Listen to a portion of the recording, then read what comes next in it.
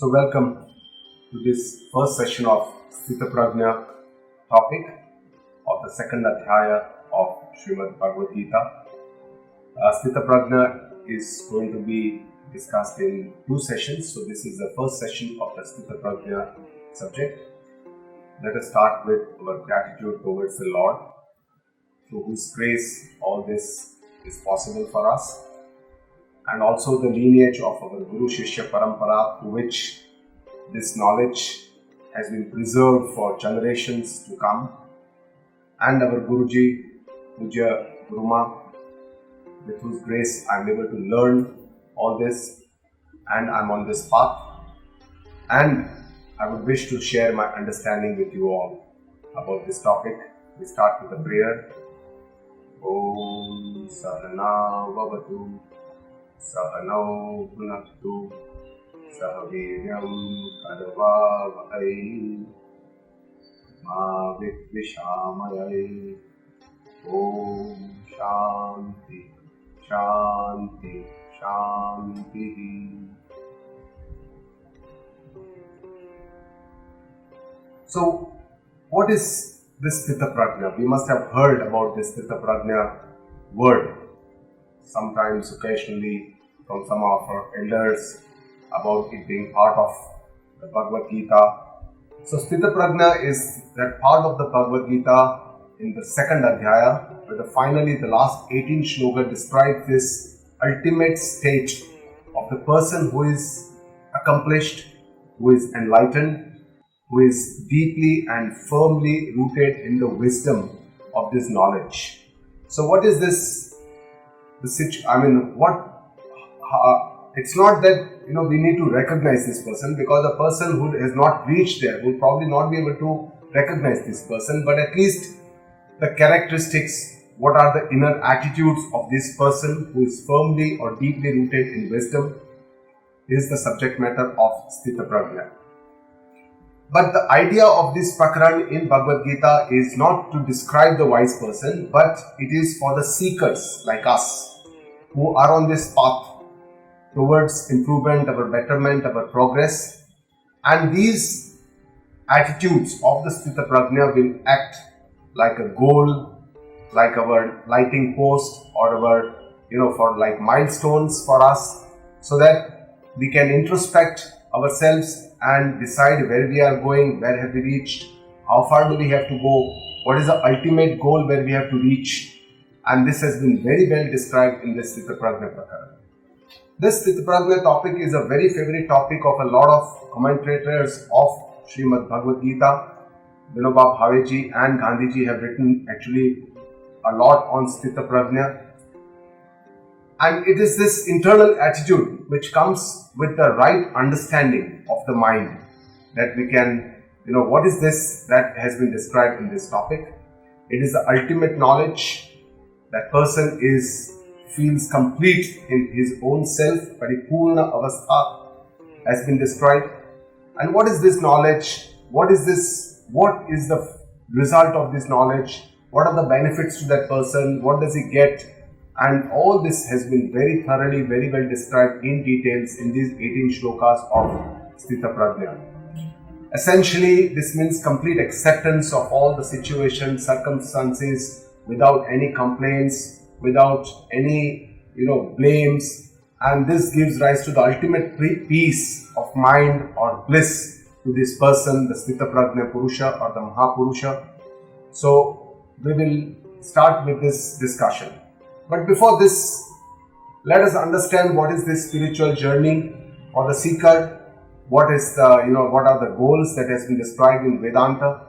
And so, what are the goals for the seeker? Let us understand. The main goal to reach the final destination is the self-knowledge or Atma-Jnana. It can also be called as Tattva-Jnana or Brahma-Jnana.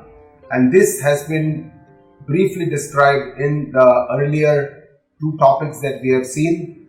The second Adhyaya starts with the Atma-Jnana Updesha of Lord Shri Krishna, right from the 11th Shloka right till the 25th Shloka. And then the next 5 shlokas are based on our Manyata, our understanding, and then the Dharma Updesha of Shri Bhagavad Gita. But the main crux is the 11th to the 25th shloka, where the main goal, where we have to reach. And then Lord starts with the Karma Yoga, which is the beginning path. And the ultimate goal leads us to the liberation or freedom from all our limitations, our worldly, disturbances, agitations, anxieties, pains, miseries, sorrow, grief, all our misunderstandings, all our limitations, all this is dissolved in this Atma Jnana. So Atma Jnana has a very big fruit, a very big benefit. It gives us complete freedom, what we achieve. It gives us eternal bliss, eternal happiness, which we all of us achieve or want always in our life. But the first step towards this Atma Jnana already has been vividly described, is the Antakarana Shuddhi, or the purity of the mind, the cleansing of the mind from all the Ashuddhis, impurities, Papa, and all these disturbances which have, all the previous sanskaras which has caused a viparit, an opposite kind of a sanskara, which have to be cleansed before we embark on this journey of Atma Jnana. And most of the sadhana or the spiritual journey that we carry out or we progress on our path is to clean our antakarana or our mind and to rid it of all the impurities which have gathered over lifetimes, so many generations and so many years. So this is a long process. It's a process which requires a lot of awareness, a lot of understanding, some knowledge also, and some kind of a initial shuddhi, some kind of bhakti, karma yoga. All this is necessary for antakarana shuddhi. And in the previous talks, we have already seen what is the importance of karma yoga in this process. The real role of karma yoga is in the antakarana shuddhi, in creating the purity of the mind, because karma yoga itself involves selfless action, nishkam karma. We have seen all the attitudes of karma yoga in the previous shlokas, what Lord Krishna has described. And karma yoga is also the most important sadhana for giving us peace, shanti, because as our antakaran becomes more and more pure, there is more and more peace that we'll feel, the desires will come down, the expectations will come down, dukkha, miseries, sorrows, all this gradually comes down, and that's why the mind becomes much more peaceful. And this is the ultimate goal, because ultimately from only with shanti, sukha and shanti we can go towards the mukti or the moksha. So only with this purity of mind we can go to Atma Jnana. Without purity of mind, knowledge of the self or Atma Jnana is impossible. And this has been vividly described in many of the shlokas in the Upanishads, that Atma Jnana is the only final solution to mukti or moksha. In our philosophy, we do not believe that only karma can lead to moksha, only bhakti can lead to moksha, only dhyana can lead to moksha. All these are our, helping, the sahayak sadhana, which help us to lead to the antakarana shuddhi, because it is said that there are so many ways to the goal, but the goal is only one. So there are so many ways we can lead to antakarana shuddhi, but finally from antakarana shuddhi there is only one goal, and that is the Atma Jnana, and that is the only way towards moksha. That is what is clearly described in our ancient text or our scriptures. And this journey of our spiritual journey is from this impurity towards purity of mind, because that is ultimately important, and it is from ignorance towards the knowledge. The light of knowledge is such that it will show us the ultimate eternal vision, and our vision will be very different, and that is the vision of the Sthitapragna. So this is what has been described in these 18 shlokas. What is the vision, what is the way that this understanding of this Sthitapragna person. Steps of Karma Yoga, we have already seen. Just to reiterate the steps of Karma Yoga. First, Lord says, in action, akarmani. You have to come out of akarmani and become a karmi. So come into action. And then gradually, steadily start doing action ethically, precisely, in a clever way, with a dharma attitude, with a kartavya attitude, so that it is my duty, so that I don't expect any praises, any appreciations for my karma that I am doing, because I do it as part of my duty. And with this, once I start doing this dharma karma, kartavya karma, gradually I have to go from sakama karma, that is the selfish actions, towards more of nishkam karma, that is selfless actions. And this are without attachment, sangam tyaktva dhananjaya. And we have to do it without attachment to our karma phala, because, and then with a samatva bhavana, whenever karma phala we get that, we have to accept it with a prasada buddhi, samatva bhavana. And then karma yoga itself involves our surrender, ishwararpana bhava, surrender to the Lord. Whatever He is doing the best for us. Whatever situation He gives us is for our own betterment. That is the kind of surrender, of faith in the Lord, which is important. And with this devotion, karma becomes a karma yoga. So karma plus bhakti is equal to karma yoga. We have already seen this in the last talk. So this cleansing of the mind, antakarana shuddhi, is considered to be the eligibility of Atma Jnana. And for this eligibility, there are certain sadhana. Sadhana means, means or ways or tools, or you can call it instruments. But this sadhana, there are 4 important sadhana which are considered to be most important for this antakarana shuddhi, so that we can achieve or be eligible or become a candidate for obtaining Atma Jnana. And these are called sadhana chatushtya sampatti, 4 assets of a seeker. Sadhana chatushtya sampatti, the first one, which is the most important, which Lord always tells us, and our sadhana starts with this, is the viveka, using our buddhi to do the discriminative intellect, which can discriminate what is what and what is what. We say doodh ka doodh or pani ka pani. So that is the kind of discriminative intellect or viveka buddhi we need, because we need to discriminate what is what. And the best discriminations that are required in Vedanta are the discrimination between Atma and Anatma. What is Atma? What is Anatma? This is considered to be one very important viveka. Second is viveka between what is Satya and what is Mithya. So these are all the important vivekas which are considered to be important. But in our day-to-day life, we have to do a lot of discrimination, viveka, regarding what is dharma, what is adharma, what is the right thing to do, what is not the right thing to do, what is honest, what is dishonesty. So all this viveka, vichara, and this is the function of our buddhi, our intellect, our brain, which we have to use. The second sadhana that has been described very vividly and which is also very, very important is vairagya. And vairagya is a kind of detachment, the feeling of detachment. That we let go of the attachments that we have and become detached or have a kind of a dispassion towards the worldly objects. So this is vairagya. And vairagya is not something that, we run away from these objects. It is not running away from the objects. Neither it is brought out of some dukkha, miseries, just because there is a big dukkha that has come up or some big crisis has come up. I believe that I want to leave this world. I don't want to live in this world. I just want to run away. So that is not the real vairagya. That in our routine, our worldly terminology is called smashan vairagya. Whenever there is a big disaster, crisis, some of our close relatives die, we always have this kind of a smashan vairagya, which is very temporary. That is not the real vairagya that Lord talks about or that is given in our Vedanta. The real vairagya is that it comes out of a clear understanding, which comes from viveka. So viveka is the first step to vairagya. So with viveka, if we develop vairagya with understanding that these worldly possessions or these things in the world that I am using, I am spending my time, is not going to lead me to my ultimate goal.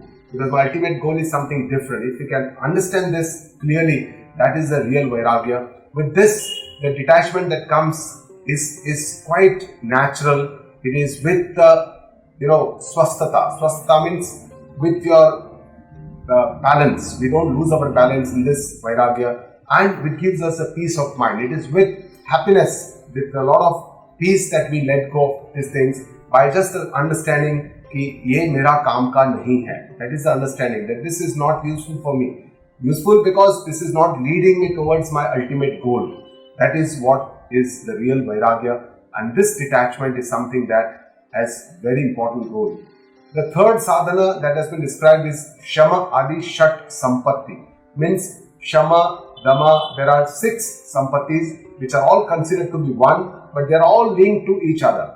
Shama, Dama, Uparati, Titiksha, Shraddha and Samadhan. So these are the 6 assets which are very important. out of which Shama is the mind control, Mano Nigraha. Dhamma is the control of the sense organs, and this has been very well described in the Sthitapragna, beautifully described how we can develop Indriya Sanyama, sense control, mind control. This is the main subject matter of Sthitapragna Prakaran. Uparati, leaving the unnecessary actions. We do lots of activities in our day-to-day which doesn't lead to our ultimate goal. So we have to discriminate what is useful, what I should do, what karma I should do, what karma I should avoid. And this is what is useful for me. So this karma, bhoga, all the sense pleasures, unnecessary sense pleasures which is not going to help me towards my goal has to be avoided. Titiksha. Titiksha is endurance. To sahan karna, sahanshilta, which is a very important attribute. Of course, we do our best, whatever we can to relieve those sukha, dukkha. But finally, these dvandvas, these dualities, we have to accept because this is part of our life. Shraddha is the fifth and the most important asset. Shraddha is towards our Shastra. But whatever Shastra tells us is something which is evidence, it is the base of our understanding. That is a Shraddha towards the Lord. Whatever God does for me, whatever circumstances He gives for me, whatever sukha dukkha He is giving for me, whatever situation He gives for me is going to be for my benefit, that kind of a Shraddha. And the third Shraddha is towards our Guru, that whatever the Guru teaches us is definitely the right thing for us, and that kind of a Shraddha is essential on this path. Though Shraddha is not the only important thing, because the important thing is our intellect, our understanding. We have to question ourselves. Just because somebody tells us, we don't accept it. That's not our spiritual path tells us. Our spiritual path tells us that we must question whatever we learn, we understand, and then finally accept it, whatever we understand as the truth. And finally, samadhana. Samadhana is chitta ekagrata, means our mind and our focus and our concentration to one particular thing. Because mind is very, very active. It keeps roaming around. This will come also in the Sthitapragna Prakarana. But just to give you an idea, and the fourth asset, which is very important for the seeker to progress on this path, is called mumukshutva. Mumukshutva means the desire for mukti or freedom or moksha. And this is called mumukshutva. And our Guruji tells us that it's not just the desire, but an intense desire that is important for reaching our goal. If this is the intense desire is there, then this leads us to our goal, which thrusts us actually from all sides, so that we become firmly committed to our goal, which is the moksha or the mukti. And this goal, somebody who has achieved, is the person who is Sthitapragna. He or she is the person who is firmly rooted in that knowledge, and how that person conducts in this world, how that person lives in this world. That is what is subject matter of Sthitapragna chapter. In the sadhana, when one does the gnana sadhana, there are some of the sadhana, the three after the sadhan chatushtya. When the antakaran becomes shuddha, then person becomes eligible for the gnana sadhana. So this is the next step after the antakarana shuddhi. And for this sadhana, there are three most important steps which have been described. Shravana, Manana and Nitityasana. So Shravana means listening to the Vedanta, the knowledge that has been given to us in the Upanishads, and this has to be learned from the learned Guru, because this has deep meaning, and only a learned Guru who has learned from this lineage or parampara will be able to guide us towards the correct understanding of these shlokas and the deep meaning, the rahasya, the good meaning that is behind these shlokas, because these shlokas are not something that ordinary mortals like us can understand easily. This is something which has a deeper meaning to it, which only a learned Guru can explain. The second is, once we listen to this, then there is what is called as a lot of doubts will be created, because my understanding is something else, and what Shastra is telling me or Guru is telling me is completely contradictory. So I believe that this world that I see is the real world, and my Guru or Shastra tells me that this world is mithya, what is not seen is real. That is the sat, or that is the satya or the truth. So this is completely contradictory to our normal understanding, and that's why to assimilate this, I think there will be lots of doubts, and these doubts have to be created or have to be cleared by what the process called manana. And this manana, we use a lot of logic, yukti, to explore the meaning of these, and this is done mainly by self-introspection, again going back to Shravana, again understanding, again introspection, revisions, they are very important. And then there are some contrary meanings that come up. Apart from doubts, there are some meanings are quite different, viparyaya. So this also has to be cleared. So sanshaya and viparyaya needs to be cleared, and this process is called manana, and this has to be continued. And the third sadhana is called nididhyasana. Nididhyasana means contemplation or meditating on this, whatever we have understood. Because unless we meditate on this, we cannot assimilate this knowledge within ourselves. And this is to internalize the meaning of whatever we have learned through Shravana and whatever we have cleared our doubts through Manana. This has to be percolated and assimilated and absorbed in our, in our DNA. And this can only happen by if we convert all our anatma vishayaka sanskara into atma vishayaka sanskara. Because we have a very strong association with anatma. Anatma is our body, our mind, our indriya, our prana, our buddhi, which is a part of our sukshma sharira. This is our sthula sharira, the gross body. And behind this gross body, there is our sukshma sharira, which is all these indriya, mana, buddhi, ahankara, chitta. All these is called sukshma sharira. So we are strongly identified by our gross body, that is a sthula sharira, and our sukshma sharira, which is our subtle body.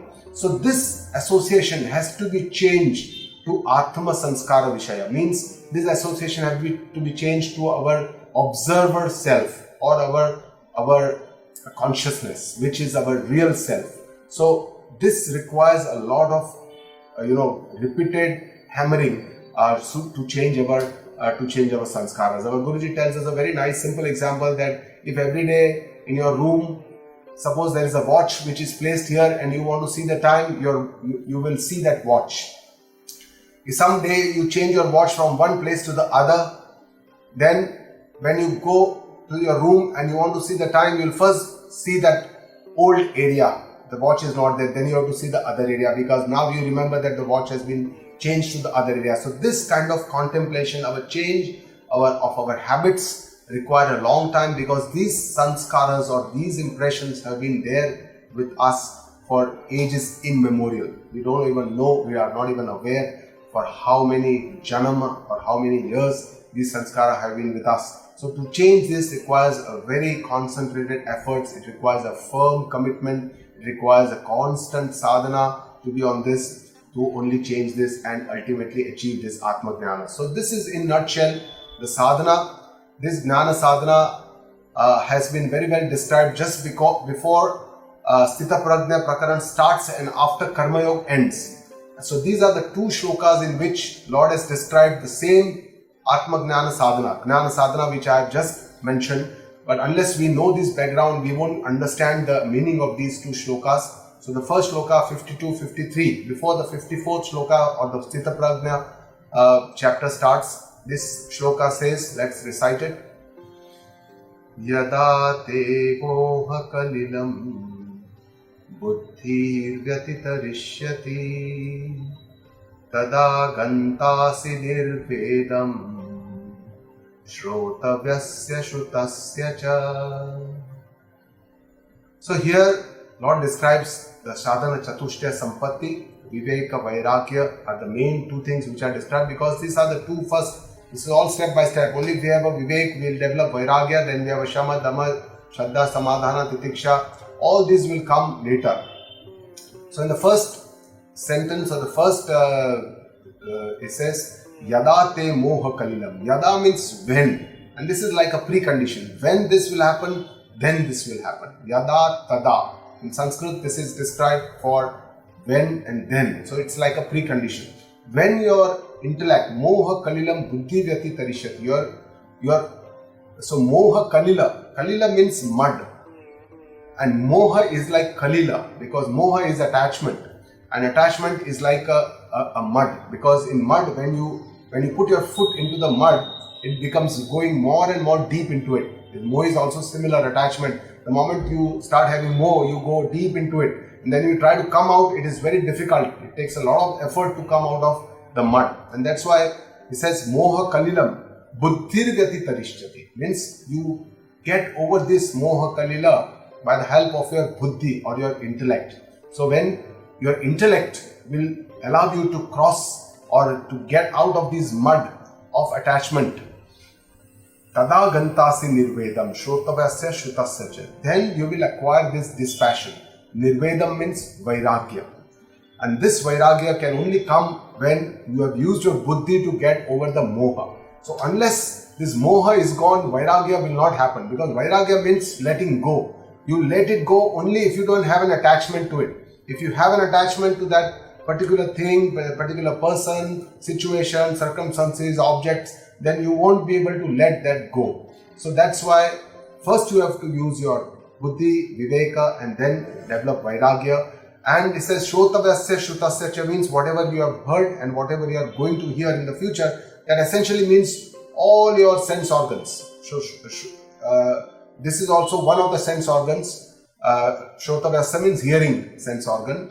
But there are 5 other Gyanendriyas, there are 5 Karmendriyas, so all includes all the sense organs, and all these sense organs, gives us some kind of a pleasure. So we keep indulging in these sense organs, the temporary pleasures or the Vishaya Bhoga, which is called.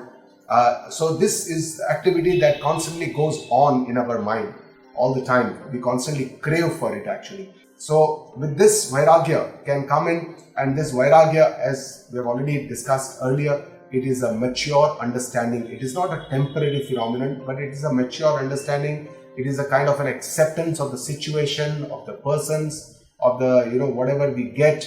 It is a state when we are able to handle our own self and our mind actually, so that we remain free from all these turmoils, agitations, anxieties, stresses of day-to-day life. So how to achieve this? So here Lord says you can achieve this through viveka, and through viveka, if you develop this vairagya, then you can progress on this path. In the next shloka he says, Shruti vi pratipannate yada stasya shrinischala samadhavachala buddhihi tada yogam avapsyasi. So here also you see yada and tada, when and then, right? So it says Shruti vi pratipannate. Many doubts are created after listening, because once we come on this path, on the spiritual journey, we'll hear to a lot of different people, different gurus, we hear to a lot of different scriptures, lot of different points of view, and sometimes this distracts us, sometimes this contradicts each other, and this creates a lot of doubts when we are on this path. And he says, so this Shravana sometimes leads to many doubts. And then Lord says, Yada stasya nishala, when such doubts are cleared and the intellect becomes steady, that means this requires what is called as the manana, which I have already said that this is the second step. And with this samadha vachala buddhi. Achala buddhi means steady intellect. When your intellect becomes very firm, steady, there is a firm resolve, there is a, and in samadhi here means atma. Atma means our consciousness, and this is the meditation. During meditation, we have to think of our observer self, our consciousness, which is our observer self, which is beyond our body, mind, our intellect. So this is what we have to develop during this meditation, and this is the process of nididhyasana, which we have just discussed. So in this shloka, Lord talks about the 3 sadhanas, the Shravana, Manana, Nididhyasana. But unless we understand all these with the beforehand understanding, we will not come to understand what this shloka tells us. It actually tells us that we need to do this Gnana Sadhana to reach towards Sthitapragna. Because from now on, the next shloka, the Sthitapragna Prakaran starts. So Sthitapragna person has done this Gnana Sadhana. He has not just achieved this without doing any sadhana. People have to go through this sadhana to develop enlightenment, to develop kind of accomplishment, or get this firm rooted knowledge. And it says tada yoga avapsyasi, means then only you will achieve yoga. And this yoga, when he talks about here, is not the karma yoga. So Lord talks about yoga, word is used in different areas with different meanings. And here it talks about the Sthitapragna yoga, because Sthitapragna is ultimate yoga when our individual self unites with the universal conscious self, that is the ultimate goal of our human existence. So this unity is the yoga, and here Lord talks about this unity of our assimilation of our knowledge. The individual ego merges with the universal ego, so it becomes one. That becomes a Shuddha Aham, Aham Asmi. So this final goal is also called as Mahavakya. In our Vedas, as you know, there are 4 Vedas, and in 4 Vedas, in each of the Vedas there are 1. So there are total 4 Mahavakyas. So 4 Mahavakyas are all very short Vakyas or sentences which denote the ultimate knowledge that is the crux of our Vedanta, Vedanta, Upanishad philosophy.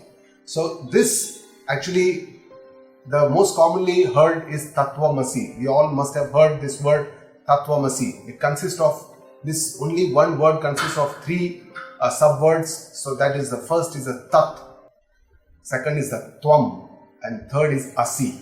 So these 3 together form what is called as a Tattvamasi. There are 3 other Mahavakyas. So there are total 4 Mahavakyas. We are not going to details because this is part of the Upanishad teaching. A learned guru can explain this. So Tat means Paramatma. Tat Padartha is the Paramatma Padartha. Tvam is a guru is talking to the Shishya or the disciple. So it's a Tvam means you, the disciple or the Shishya or the Jiva.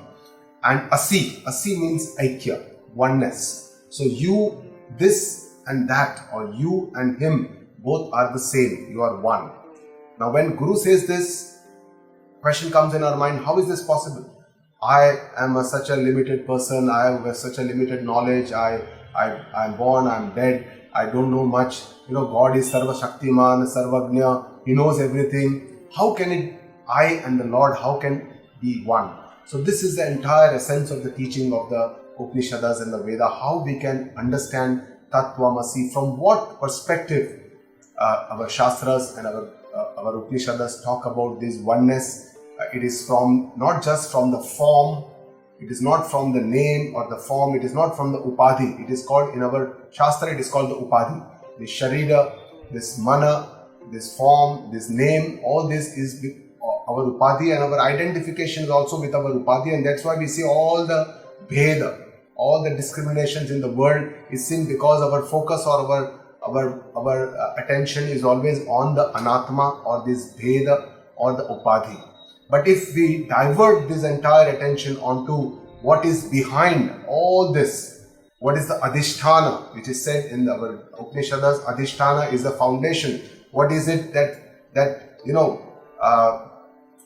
actually connects all of this? Something like, Bhagavan Shri Krishna in Bhagavad Gita also tells Sutra Mani Ganaha, means if there is a bead of beads, there is a string which connects all the beads. All the beads may be different color, different sizes, they may be different, but the string that connects the beads is just one. So similarly, there is something that connects all of us, which is the Adhisthana, which holds everything together. So this is what we have to understand. From that perspective, you see, then the Jiva and the Ishvara Aikya is possible. That is the Lakshyartha of actually this sentence. So this can happen only with that kind of a vritti that is called the Brahmakara vritti, and that is the one which actually leads us to this Gnana, and this only can be developed by Nididhyasana.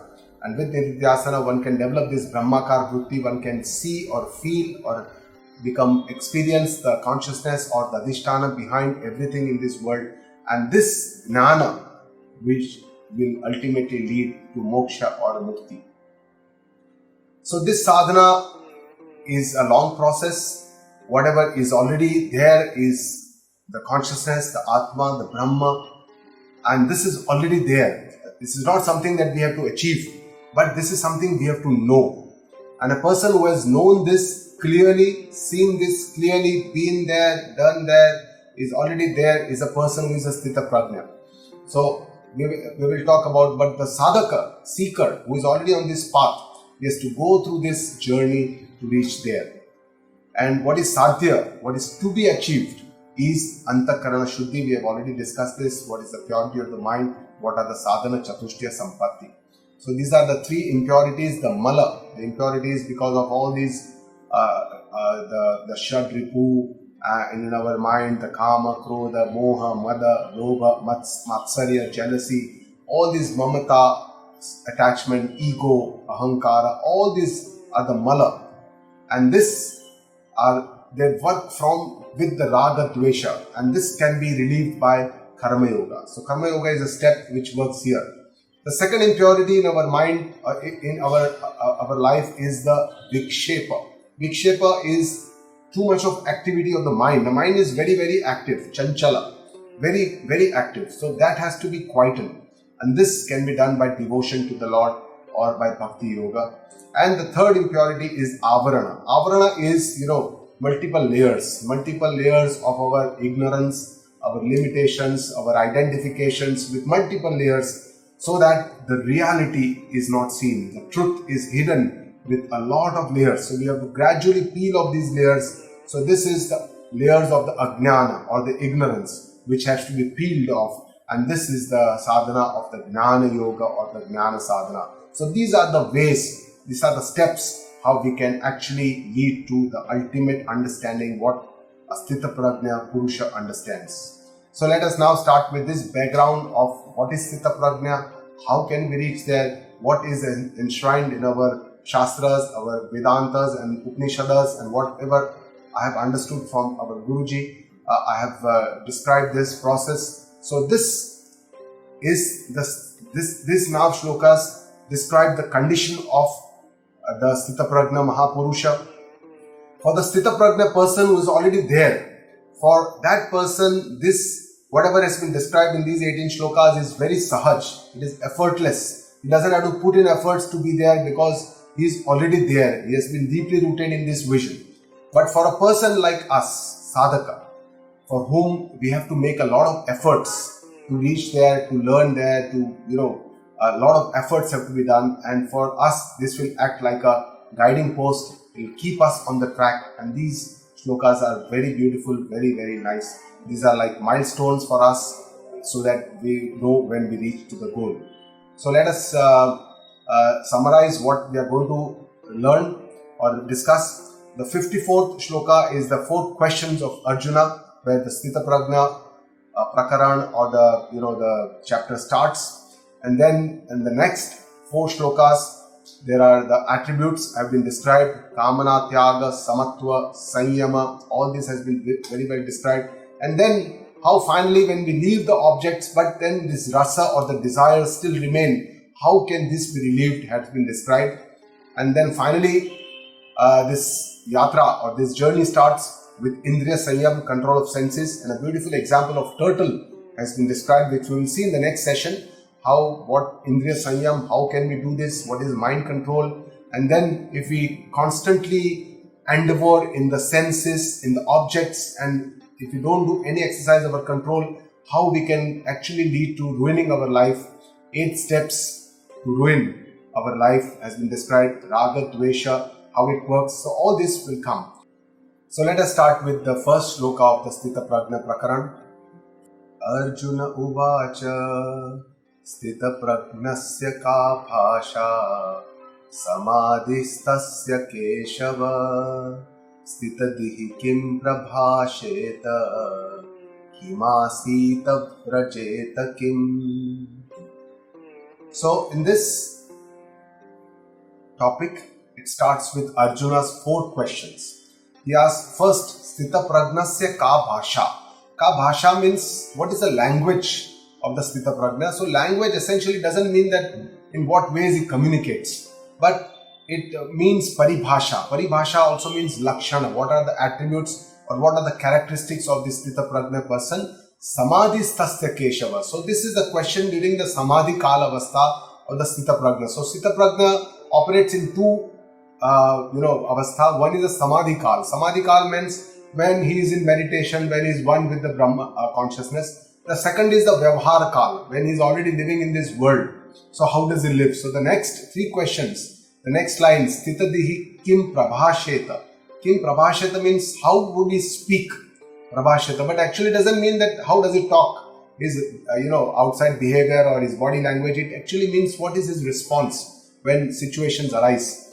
Kimasita, how does he sit? Means that whenever situations arise, then what is his control of his mind, what is his indriya sanyam, what is his sense control, that is the, and kim vrajeta. So the question is, how would he walk? But actually it means, what would be his attitude, what will be his conduct on this earth whenever situations arise. So these are the 4 questions of Arjuna with which this chapter or this part starts. So let us understand, according to our Shastra, there are different types of persons. One is a wise or Jnani.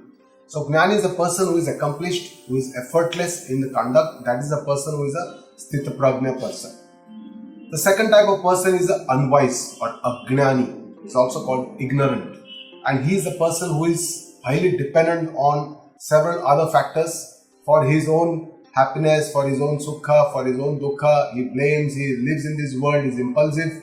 That is a person who is unwise. And the third is the person who is a sadhaka or the seeker, who actually was unwise, but now we started the process. He is in the process. All of us who are here listening to Geetaji, understanding Geetaji and talking about Geetaji are the people who are in the seeker category, because here we are the people who want to make some efforts towards exercising our mind control, our understanding what is the reality, what the Lord wants to say, what is the reality, what is the ultimate goal of our life, and how we can achieve that.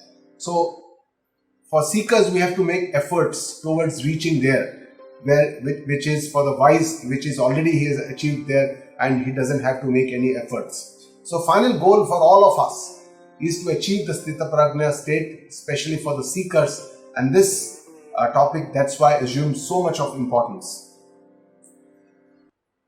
Next shloka, Shri Bhagavan Uvacha Prajahati Yada Kaman Sarvan Partha Manogatan Atmanyevatmana Tushtaha Sthitapragnasta Dochyate.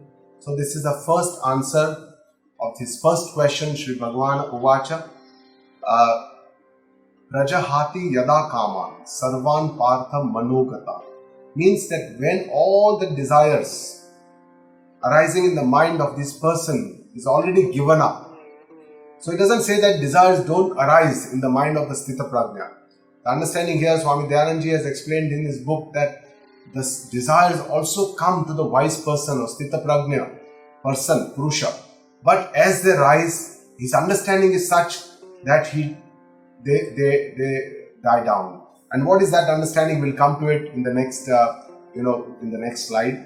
So first, we understand that desires are the main problems. The root causes of all our problems are the constant source of desires that come, spring one after the other in our mind constantly. But this person who is a Sthitapragna is Atmani eva Atmana Tushtaha, means he is happy in his own self alone, because his already has understood his own self, his Atma Swarupa, which is the Ananda Swarupa, Sat, Chit and the Ananda. The Ananda Swarupa is the bliss self. He's already understood that all the joy is within my own self. I'm not dependent on anybody outside, any objects, any material comforts for my joy. So this kind of an understanding is already assimilated by this person, and that's why he's not dependent on outside, and that's why he does not have too many desires. Because desires generally come in because we want to achieve something and become happy. That is, or we want to relieve the pain. So either to get pleasure or to relieve the pain, we have all the desires, and the root cause inside us is the apurnata or the incompleteness, a feeling of shallowness, a feeling of incompleteness, and that's why these desires keep springing inside our mind all the time. So this person, Tada Sthitapragnasta Dochyate, he is the person who can be called as a person who is firmly rooted in wisdom, or who is a Sthitapragna. So this person whose desires have, so let's understand about desires, because it's a very important part, and there are 3 types of desires to which we are bound, or for which most of the times the other desires come up. Finally, the root cause of all this, one is called the Vitteshana. Vitteshana means desire for wealth and money, and this is for which all of us, the entire universe is working from morning till evening. Most of the times just for this Vitteshana, and wealth, money and every comfort that comes with the money. So anything that you can buy and then enjoy or bhoga karenge, that is also Vitteshana. So anything that comes with money any comforts that come with money, whatever technology, whatever comforts, whatever whatever name, fame, everything that comes with money. The second is lokeshana. Lokeshana means the desire for name and fame. A lot of people work for this. They may not have too much of attachment to money. They may be doing social service, but they have a lot of desire to gain name, to develop, to become famous, to become have a big name so that they can be remembered by people. So that is called as lokeshana. And all these works very subtly within us, and these are the root causes of all our activities. And the third is putreshana. So the third desire is to continuation of our family, and so that we get married, we have a children, and all this child and family and continuation of our lineage. That is the third desire. So these are the three types of desires from which all our desires, other desires spring. And these desires, they arise in our mind and they continuously keep springing one after the other. But this Sthitapragna Mahapurusha is a person who, Lord says here, Sarvan Kaman Manogatan. All his desires are left him. They are vanished. They are not there. Does not have any desire. None of these Vitteshana, Lokeshana, Putreshana, it does not have, he or she does not have any of these desires. So that person is a Sthitapragna Purusha. Similarly, for each desire that comes up, there are different stages of the desire. And one is what is called as a prasupta, which is, dormant. And then for some situation arises, some circumstances arises, and then these dormant desires, they suddenly become active. You see something and some of the desires really spring up. And that is what happens when we see advertisements on the television. That, we may have a dormant desire, but suddenly we see that advertisement and that desire becomes active. So this is what is called as a latent. Ardha Vikasit, the desire has just become active. So this is the Ardha Vikasit. It is not very clear. We may achieve this or we may not. Sometimes we forget about it also. So a lot of desires come up in our mind, but all are not fulfilled. We don't take it all to its end. So many of the desires will just die down because they are not still active or matured, or they are not become very strong. The third stage is the Vikasit, means they are now matured. Now our mind has done some sankalpa, vikalpa, and the buddhi has decided, okay, I want this object, something that I need. Once we see an advertisement also, this process happens. And then the fourth stage is Tivra Kamna. That means Trushna. It becomes like an intense desire. I must have it. So that is the problem. Now when this desire comes, at any cost, I want to have it, I must have it. My life is incomplete without this person, without this thing, without this object, without this comfort, without this technology, without this cell phone, without this, any of these objects. It could be anything. But these Tivra Kamna is the root cause of the problem, because that leads to, a lot of other issues that will come up later on. But for Sthitapragna Mahapurusha, for him again, Sarvan Kaman Manogatan. At every step, every stage, these Kamana, it is not there in him. The next shloka, Lord Krishna says, Dukkheshvanudvignamanaha Sukheshu Vikata Spruhaha Vitaraga Bhayah Krodaha Sthitidhi Muni Uchyate. So this is the answer to the second question, that how does he speak? What does he speak? It means what? How does he respond to the situation that comes up in his mind? Say for example, Sthitapragna Mahapurusha also lives in this world, and he would also encounter a lot of sukha, dukkha. So how does he respond to this sukha, dukkha? And that is how Lord Krishna answers here. He says, Dukkheshu anudvigna manaha. When he has a dukkha, he is not agitated in the grief. He may also have sorrow. It's not that Sthitapragna Purusha does not have sukha, dukkha. He also undergoes dukkha in this life, just like all of us mortals undergo dukkha. He also will have some of the relatives falling sick. He may have a disease. He may have certain situations where he will also have dukkha, but he does not get agitated in this grief or sorrow. Dukkheshu anudvigna manaha Sukheshu vigata spruhaha means he does not have any longing for happiness or joy.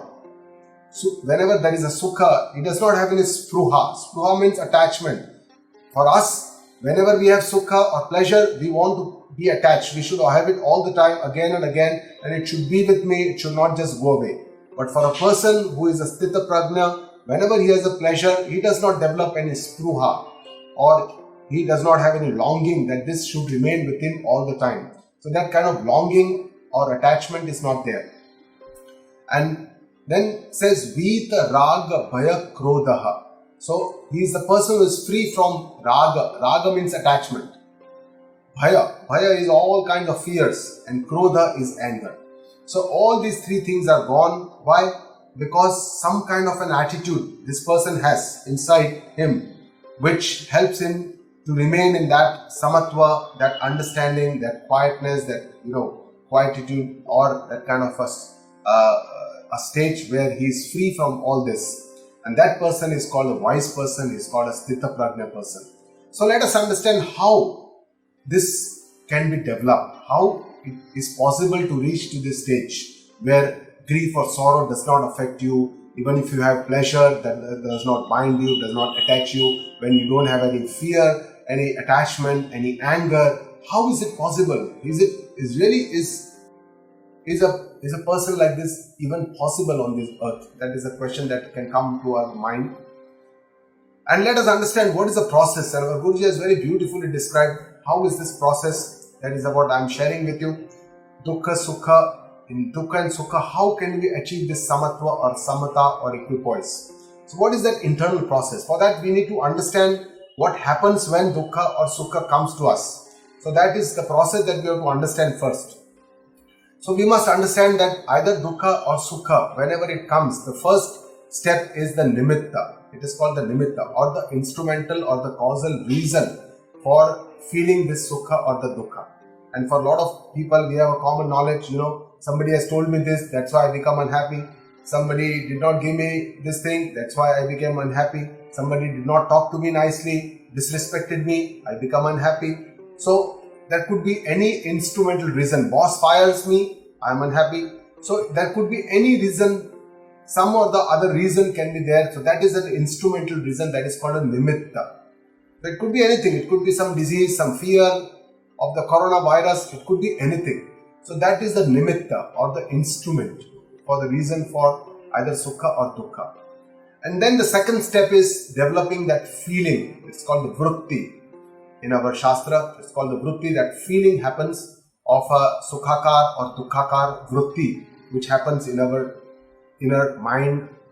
So that is, and the third step, which is the most important step, is called the tadatmya. Tadatmya means association. When we identify ourselves with this feeling and become one with this feeling, when we become one, tadatmya means become oneness, sameness or oneness, or associating with this feeling that I am dukhi or I am sukhi, then the problem starts. So for a person like us, who generally, living in this world, getting affected by every small situation, agnani, it's what Shastra tells us, that whoever has not been enlightened, they are all agnani, or all ignorant according to our Shastra. It is not to disrespect us. It is just to show clearly what we are. And all of us jivas or agnani people, they always feel that I am sukhi, I am dukhi. We keep saying this. इसने मुझे बहुत दुख दिया, मेरे को दुखी किया, I am very unhappy, I am very happy, I am very happy, I am very unhappy. We must be talking like this several times in a day. I am very happy you have done this, I am not unhappy you have done this, I am not happy you have done this, I am sad because you told me this, I am sad because I didn't get this food, I am very unhappy. So we keep talking about this because we identify ourselves with this feeling of happiness and happiness. And without questioning, where are these feelings? What are we? Who am I? We never question these. But the Sthitapragna Purush, a Gnani, what is his internal thinking? How does he feel? He also has sukha, dukkha. He may be having disease, he may be having pain, he may be having injury, he may be having a bad thought, he may be having a bad dream. It is possible. He may also have all this pain in the body, in the mind. But the way he processes this is that the pain is in my body, the pain is in my mind, whereas I am the observer of this pain. I am separate from this pain which is there in the mind or in the body. And that's why we have observed that people who are spiritually highly, accomplished, their pain threshold is very low. They don't feel much pain. I've operated many accomplished spiritual sannyasis, mahatmas, gurus, learned people, and I have seen in my own experience that their pain threshold is very high. They don't feel the pain much. Even after surgeries, the next day if you see them, they are so happy. They are very, very, very quiet, very calm. They are not much agitated. And so this is something like something like an intelligence quotient or an emotional quotient. There, I'm sure there must be something like a spiritual quotient. So a person who is enlightened, does not feel that much pain, because his internal understanding is that the pain is in my body. I am the observer of this pain. Okay, pain is temporary. It will come, it will go. So it does not get identified with this pain. So in nutshell, the nimitta and the vritti happens in both the agnani, the ignorant, and the gnani, the wise. They both have this nimitta, they both have this vritti. Feeling also is there in both. But the third step is the limiting factor, the tadatmya, the association with this dukkha or the sukha for that matter, is what differentiates an agnani from the gnani. Agnani identifies with these feelings and feels that I am the dukhi, I am the sukhi, whereas the gnani does not identify, does not become one with this feeling, and that's why I feel that I am the observer of all these feelings that are happening in my anatma, in my body. I am the Atma. So this kind of discrimination, understanding is deeply rooted in this person, and that's why he's able to dissociate himself or herself from all these feelings and vrittis. So this is the internal understanding which can only come with some learned person explaining to us. Otherwise our own buddhi cannot understand this. Only with a learned guru, shastra can show us that this is what is the internal process, what happens when we face any dukkha or any sukha. The next shloka, Yah sarvatra nabi snehaha tattat prapya shubha shubham nabhinandati nadveshti tasya pragna pratisthita. So in this shloka it says, Yah sarvatra ana abhisnehaha, means one who is living in this world without too much of affection or attachment. Abhisneha. Abhisneha means too much of love or attachment. Right? So we'll come to that in the next slide. What is the understanding? Tattat prapya shubha shubham. Shubha ashubha. Whenever we encountered something which is pleasant, something which is pious, shubha or ashubha, which is not pleasant or which is not pious, something, but still we don't get attached too much. Now, in the normal circumstances, what happens is, whenever we like something, it's a good, we like it, maybe the food, a person, the way somebody talks, somebody listens, somebody dresses, somebody looks, all this, we get some kind of a very subtle kind of a raga. Raga means liking, attraction. And this is stored in ourselves like a sanskara. And then whenever this situation happens again, in front of us, whether it is in form of a vision, something that we see, we listen, something, a touch, all this gnanendriyas, through all this, how all this comes into us. So we get attached, raga, dvesha. We have a feeling of attraction or some kind of a repulsion, dislike. But this person, the Sthitapragna person, na abhinandati, na dveshti. Whenever he achieves something, he becomes successful, he does not rejoice too much. Neither he becomes a failure, he does not have a lot of hate or does not have dvesha for people. So raga, dvesha is already not there, is already shitila, or it's already dissolved for this person. So the person operates from a very different perspective. And this is the person who is firmly established in Sthitapragna, or this is the person who is enlightened, accomplished, or deeply rooted in this wisdom, Sthitapragna. So, how is this possible? How is this possible that you don't have affection, you don't have too much of attachment, you don't get too happy, you don't get too sad, we don't have too much of highs and lows in our life? How is it possible? For this, we need to understand this love or sneha. So, love is a wonderful, most wonderful feeling. It's a brilliant virtue. It is eternal. And lots have been written about love. A lot of people have written about love, but just in the nutshell, love is a beautiful virtue, but only when this is a pure or a true love, which is non-discriminating and which is selfless. But there is very rare to find this kind of love in this world.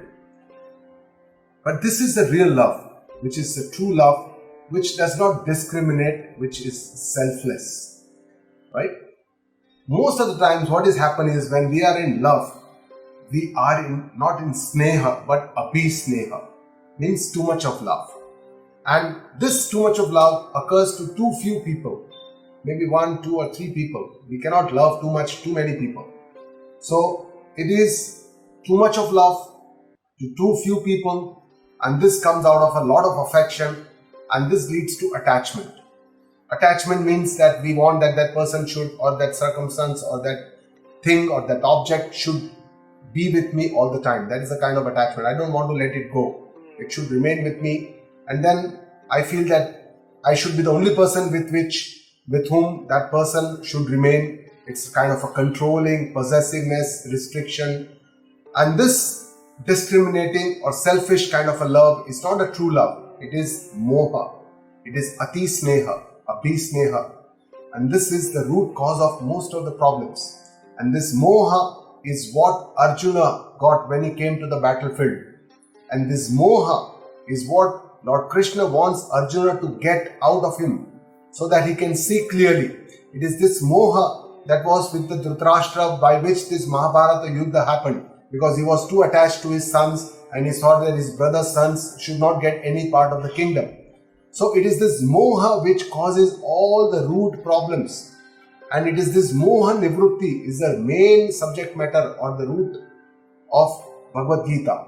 Because it's the root cause of most of our miseries. We are unaware about it. We just live in this world with a lot of love to our loved, near and dear ones without understanding that this ati moha or ati sneha, abhisneha is the root cause of all these problems. So this is not the true love. This is a discriminative, a selfish, a possessive, a controlling nature of the love, which is not the true love according to the Lord. His vision is very different from our vision. So this abhisneha, or what is also called as the moha, is the root cause of many of the problems or miseries that we encounter daily in our life, always. But we are unaware about this. We don't think about it. So how can we come out of this? So the first step, our Guruji says, is treat everyone equally. That's the first step. And that starts at home. It says treat everyone equally, all your brothers, sisters, mothers, fathers, everyone equal love for everyone. It should not be that one person we love more, one person we love less. So those kind of discrimination should be avoided. First we start at home, then we take this feeling more towards our workplace, where we treat all our colleagues, all our superiors, all our people who are working for us, all of them equally. And this is the beginning of this, sadhana. So this is how we can start. And our Guruji tells us that if you really want to love, then expand your horizon of love. Love more number of people. Love not just your close, near and dear ones, your spouses, your children, your parents, your relatives, but even start expanding your horizon of love to more number of people at your workplace, to more number of people in your society, to more number of people in your country, to more number of people on this universe. And our religion tells us that Vasudhaiva Kutumbakam, the entire world is our own family. So love everyone equally. That is what our philosophy or our scriptures tell us. So this is how we can expand, and from our selfish motive, controlling, possessive nature, we can become an expanding or a more of a growth kind of a mindset from a limited, fixed mindset. The greatest assets of a seeker are in our vyavhara, that in our routine worldly work, we should be non-attached when we live with honesty, integrity. In our mind, we should always be in samatva, equipoise or sameness, and in our knowledge, we should be firm, oneness or ekata in knowledge. We should not be discriminative in our knowledge or in our intellect. And there are some takeaways from this first talk of the Sthitapragna for us. seekers, we should understand that this pain and pleasure, it's part of our life. It has come to us because of some of my purva, earlier karma, and that has become now the destiny for which I have to endure. I should not blame it on anyone outside around me, my bosses, my colleagues, my fellows, my family members. Neither should I get attached to it. If I start liking it or loving it, these pleasures, should not get attached to it, because these are the ways how problems start.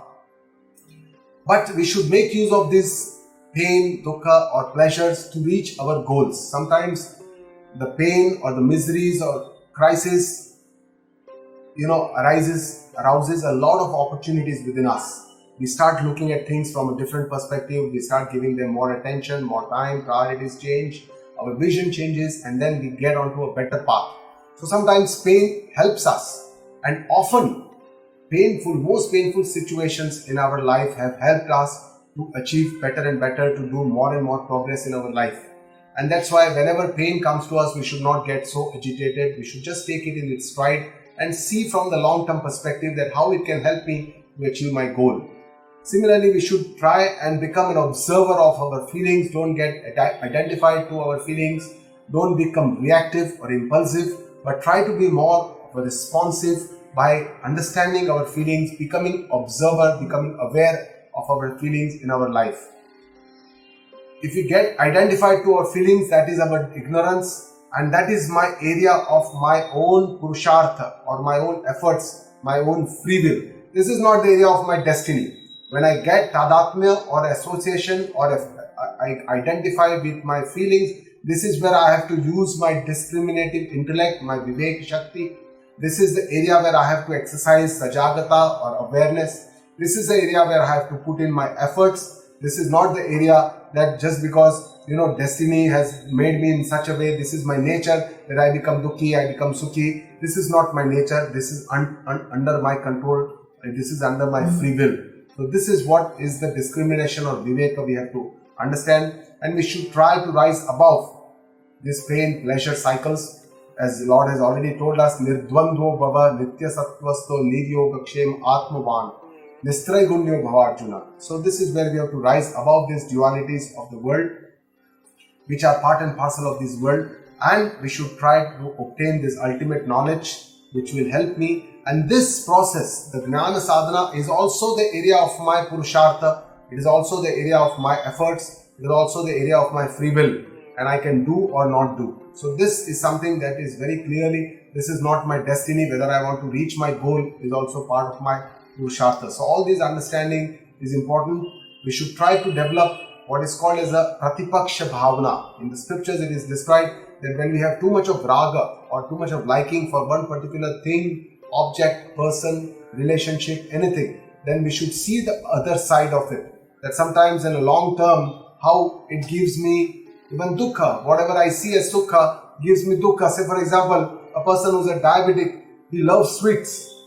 If he sees that this sweets is giving me pleasure, but he sees the perspective that if I keep eating these sweets, I will become obese, my diabetes will get uncontrolled, my kidneys will get damaged, my eyes will get damaged in the long term. So if the vision changes to a long-term thinking, then definitely we will see the pain that this sweets is going to give me, and then I'll try and avoid these sweets. So this is the kind of understanding that we need to develop. Similarly, for a person who is addicted to smoking or alcohol, if he sees it as a pleasure in the short term, but he sees from the long term how this is giving him the pain, it may cause cirrhosis of the liver, it can give cancer to the lungs by smoking or taking tobacco, give cancer to the jaws or the upper to the head and the mouth or the throat cancers, then he will try to leave this. So this is the Pratipaksha Bhavana. We have to develop an attitude where we can see the other side, and for this God has given us a brain, and when we use this intellect for the best way, for our betterment, this is the best gift that we can give to the God, because this is the God's best gift to us, the humans, the brain, and if we use it, that will be our best gift to the Lord.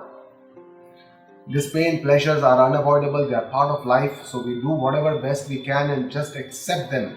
Sometimes we have to develop an acceptance feeling also.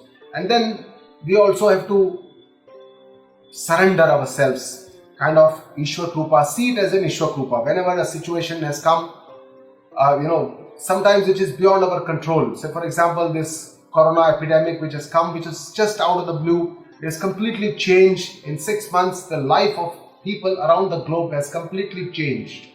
So this, we have to understand that we have to accept. It could be some design of the universe which we cannot fathom, cannot understand, but we should try and do our best what we can. The time that we have got, we should utilize in the best way so that we can change our lifestyle, our perception about life, and do the whatever best we can and surrender ourselves to this large design of the nature.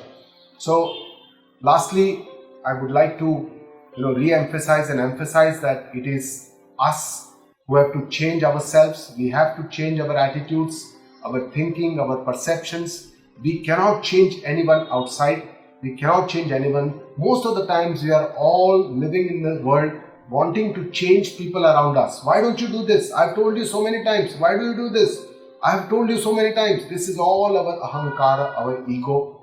What we need to do is to think within and change our perceptions, our limitations, because we cannot change anyone else around. And this is the only way we can achieve some kind of a sukha, satisfaction, peace, shanti in our life. So we have to change our attitudes. We cannot change any circumstances around us. We must accept this. This is the reality of this world. And if we want to keep changing people around or circumstances around, then we are going to be miserable and we are going to stay that way. Nobody can help us, not even God can help us unless we help our own self. First we have to help ourselves, and then God is always ready to help us in all the ways that we can by giving all His Updesha, His teachings, His understanding about our life. And with this, I come to the end of this first session on Sri Bhagavad Gita. Some food for thought from this session, and we'll meet again. Dhanyavada. Guru Brahma, Guru Vishnu, Guru Devo Maheshwara, Guru Sakshat Parabrahma, Tasmai Shri Guruve Namaha. Om Shanti Shanti.